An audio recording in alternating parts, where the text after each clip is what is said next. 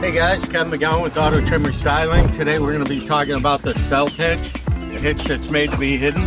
We've got a BMW X5 here, M Series. First we're going to talk about the basic hitch for your bike rack. You just reach down. Now we can put our bike rack on.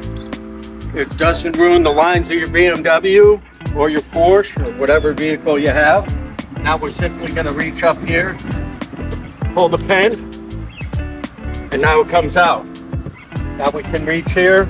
Let's say we got to put our jet ski in the lake, something like that. We just go in here, lock it in place.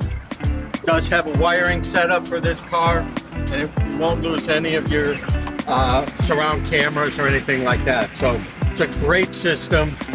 And again, you don't lose or you don't ruin the beautiful lines of your vehicle.